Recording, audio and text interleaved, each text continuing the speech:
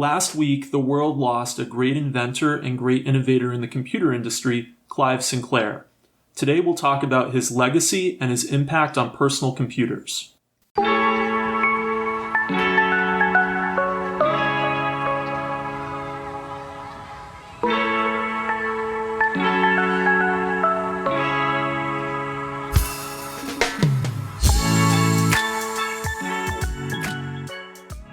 Welcome to Kopek Explains Software, the podcast where we make computing intelligible. Rebecca, this week we're talking about Clive Sinclair.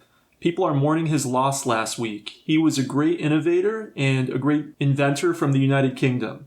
Can you tell us a little bit about his early life? Clive Sinclair was born during World War II, 1940, near Richmond, England. His family sent him and his mother away to stay in Devon, which wound up being a really good choice because their family home in Richmond was destroyed in a bombing raid. Unfortunately, his father had some significant financial problems starting around when Clive was 10, and it led to a lot of school changes, and so not a lot of consistency.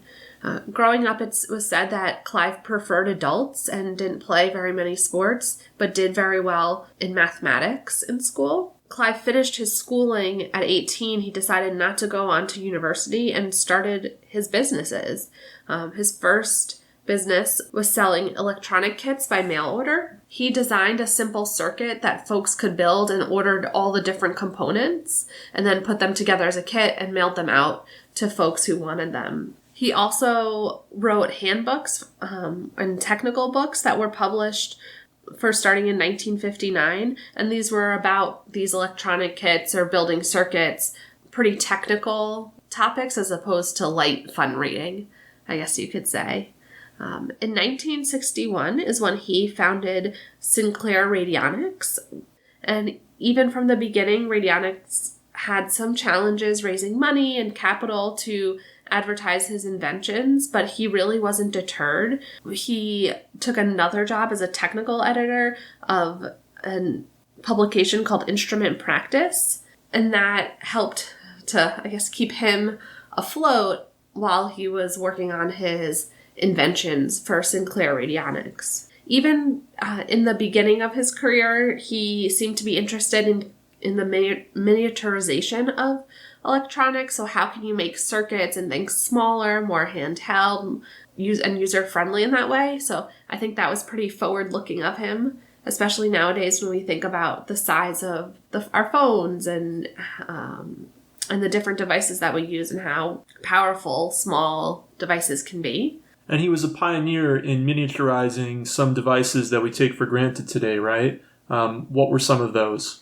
Yeah, his first success was actually a handheld calculator that was really slim and could fit in a pocket. That was the first really major success for Sinclair Radionics. They also worked on a little mini TV, a handheld TV, or a pocket-sized TV. Wouldn't be what we would consider, I think, pocket-sized today, but for the time, it definitely was.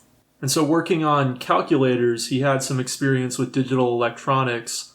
So he was really building one of the first very slim calculators. I understand Japanese companies started making competing calculators. Yeah, that's right. And it's kind of a trend through Clive Sinclair's career is that he would create and invent devices or electronics and then others would iterate off of those. But he was pretty forward-thinking. Unfortunately, just because he was forward-thinking and had cool inventions, it didn't always work well for his business. And he had a really tough episode in Sinclair Radionics with the creation of the Black Watch, which was a digital watch. Unfortunately, it was inaccurate, the watch itself, and it led to a huge financial loss for Sinclair Radionics. And this was, again, a pioneering device, a pioneering digital device. He had created one of the first slim calculators, and then this was one of the first digital watches. Yep, and if you look at pictures of it, it looks really modern. The Black Watch was developed in the 70s, but to a modern user like us, it actually looks pretty cool. Unfortunately, though, it wasn't accurate, so it did not do well, and it actually led to a really tough decision for Clive Sinclair and his business, and he wound up giving up a 43% interest in his company to the National Enterprise Board, which is pretty much giving up control or a big portion of his company to the British government. And you and I watched a video, which we'll talk about a little later, called Micromen, which was largely about Clive Sinclair, and it seemed they portrayed that he really resented having to deal with government bureaucrats. Yeah, he really throughout his career saw himself as an inventor, and I think really chafed against the idea of someone else kind of trying to control that process in any way. So this happens with the British government, him having to sell this interest. What happens next for him? He actually makes plans to leave Sinclair Radionics, and he joined what was then called the Science of Cambridge Company, and that was a company that was founded by a former Sinclair Radionics employee as kind of a escape hatch for Clive Sinclair, and that's where he started his work on personal computers. Dave, why don't you tell us a little bit about his work in personal computers? Yeah, so then he formed a new company called Sinclair Research, and they developed some very influential personal computers in the early 1980s in the United Kingdom that also got duplicated throughout Europe, with a lot of clone manufacturers taking up the same design. The first computer was a ZX80. Now, we have a previous episode on the personal computer revolution that I'll link to in the show notes. People should know that by 1980, which was when the ZX80 launched, there already had been 5 years of personal computers being sold by companies like Apple and Commodore and Radio Shack. So it's not like the personal computer was a new concept. What was really revolutionary about the ZX80, the ZX81, and the ZX Spectrum, which are the 3 computers that Sinclair Research had a lot of success with, is just how low cost they were. The ZX80 and the ZX81 sold for less than £100. Now, this is in a world where an Apple II would cost you over £1,000 generally, with all the accessories that you might need with it. So this was really quite inexpensive, and it really brought computing to the British masses. How did he do it?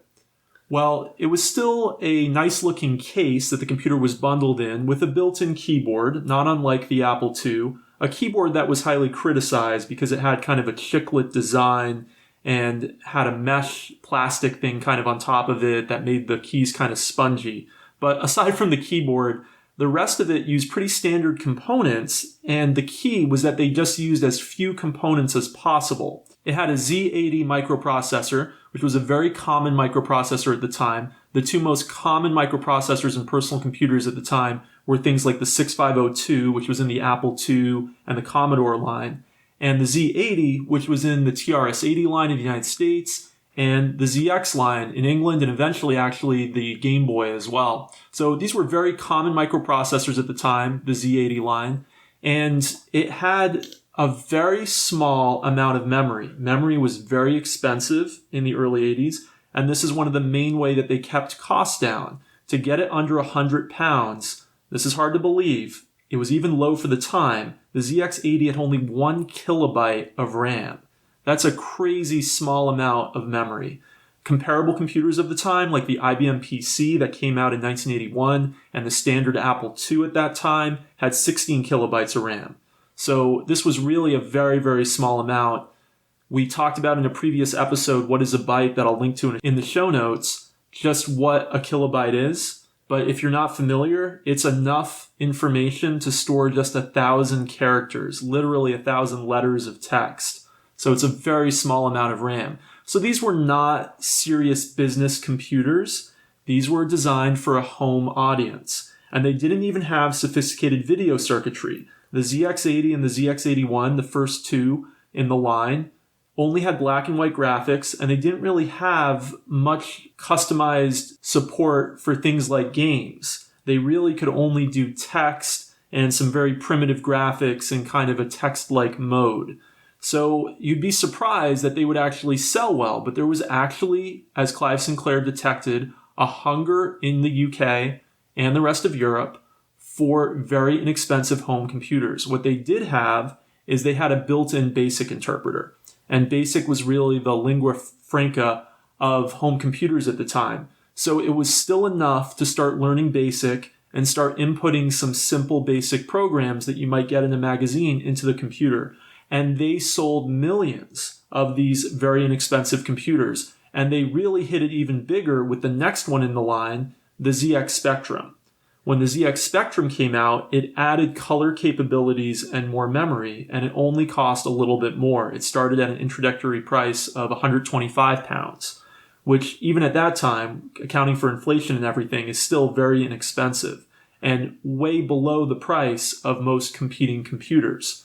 So what Clive Sinclair really brought to the public was a fully assembled, ready to be plugged into a TV product that was so inexpensive that almost any British family could afford it. And this is also what led it to be very popular in clone form in Eastern Europe. In Eastern Europe, of course, economic conditions were worse than in the UK.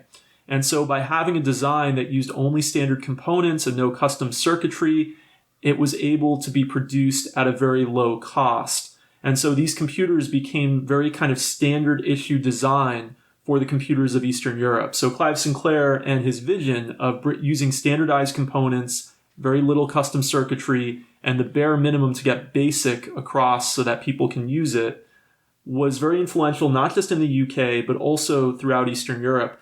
And they ended up selling millions. The ZX Spectrum alone sold 5 million, and that's not even accounting for all of the clones, and there were many clones. So this was really a huge impact for the home computer industry. But these were not really true competitors to like the IBM PC or the Apple II, which were at the higher end of the market. And the ZX Spectrum, I should add, was also very popular for games. The first two models, only having black and white graphics, were not really that compelling for games and also with such limited amounts of memory. But the ZX Spectrum led to a whole games industry in the UK, and a lot of people who started programming on the ZX Spectrum ended up becoming influential in the games industry in the UK. And some people trace the beginnings of a lot of the UK's software development industry to the ZX Spectrum and the influence that it had. So what happens next? What about the QL? Right, so they came up with another model after the ZX Spectrum that was a higher end model. They tried to go up market. And it was called the QL, stood for Quantum Leap. And by the way, Clive Sinclair was very much the face of the company. He would do television commercials for the Spectrum and then for the QL as well. But they went a bit too upmarket. They came out with this product called the QL that was too expensive and too sophisticated in some ways for their previous home users. And it had some bugs and some issues, and it didn't sell anything like the previous generation of computers. While the ZX81 and the Spectrum sold millions, the QL only ended up selling 150,000 units. And that's despite having a much more sophisticated microprocessor in the 68008, similar microprocessor to what was in the first Apple Macintosh, having a lot more memory and having a much more sophisticated operating system. It still didn't do well. So they weren't really able to make the transition to upmarket. Some people say that there were some quality issues with the machines, but then the other issue was that really the IBM PC was beginning to dominate, and people were looking to the IBM PC and its clones in that higher echelon of the market. And so it was maybe even a little bit too late to really get a footing now that the IBM PC and its clones were starting to make it big. And by the way, we talked about the IBM PC in a previous episode called Why Was the IBM PC Such a Big Deal? And I'm going to put a link to that in the show notes. The one thing that's important about the QL is that a very influential person got his start on the QL, and that's Linus Torvalds, the creator of Linux. And the QL was the computer that he really first started doing low-level programming with, and so it had a big impact on him. You can read more about that in his book, Just for Fun, which is an autobiographical book about how he developed Linux. So Rebecca, unfortunately, the QL led to the demise of Sinclair Research as a serious computer company. But what happens next for Clive Sinclair? So Clive Sinclair turns his attention to an electronic car, personal vehicle, called the Sinclair C5. This was a real passion project, I think, for him, and something he was interested in throughout these other products and computers being launched. Unfortunately, the C5 did not do very well. It only sold around 12,000. It just didn't take off the way Clive Sinclair had hoped or imagined. I think, honestly, it was just too soon. If he was a few decades later, probably well, one, the technology would be better, but I think the market would be more interested in it. And that failure really started to lead to the end of Sinclair Research. Eventually, it just became a much smaller company. It was Clive Sinclair and like 2 other people. At its peak in the 80s, it had 130 people working for him. So it was quite a reduction in size. And he continued to focus on personal vehicles and personal transport. They did try to create another electronic vehicle called the X1, but it never reached the market. So unfortunately, he passed away last week. What would you say his legacy is? Well, there's some honors that he was awarded throughout his life, including being knighted in 1983, which is a pretty big deal in England. What I learned about him and the way I see him is really as an inventor. I don't think that any one product necessarily was like his passion or the thing that he wanted his legacy to be, but really what's the next product and what is the next thing that he's going to be inventing. He really was an inventor and an entrepreneur more than I would say like a computer scientist. Yeah, and it seems like he was not a great necessarily businessman. He was more, like you said, great entrepreneur, great at starting things, not necessarily so great at managing them later on. Mm-hmm. So he passed away, unfortunately, last week, and you and I, in preparation for this episode, watched a BBC dramatization of his life at kind of the time of the computers coming out, the ZX80, ZX81, ZX Spectrum, the QL, called Micromen. He actually participated in helping with the creation of the documentary, but then later criticized that it wasn't very accurate. But it was really about the rivalry between his company, Sinclair Research, and another British computer company called Acorn that would eventually lead to ARM, which is a company that came out with the microprocessor design that's now in all of our phones and tablets, and we've talked about in other episodes. So it's interesting. There was actually like quite a rivalry there in the British computer industry in the early 80s, and it wasn't clear who was going to set the standard, but ultimately American companies like Microsoft and IBM ended up setting the standard in the UK. But I don't know, what did you think about the Micromen dramatization? I think that it just reminds me of how, in some ways, small that community was, of these folks who are really working hard to develop something, and how revolutionary it was to think about getting a computer in everybody's home. Like, if we think about, even if they were just playing games on it, the way that that just introduced the British population to computers, that's a huge cultural shift that was started. So there was Clive Sinclair's company, and then Acorn actually partnered to get computers in schools. And if you think about it, getting things in homes and schools, like that's really touching everybody. Yeah, and Acorn was actually started by a fellow who used to work for Clive Sinclair. So Clive Sinclair even had his impact on Acorn in quite a big way because he was kind of the mentor originally to the guy who started Acorn. So it's very interesting the impact that they were able to have without actually doing anything that was technically revolutionary. These computers were not using very advanced parts. They didn't have revolutionary software.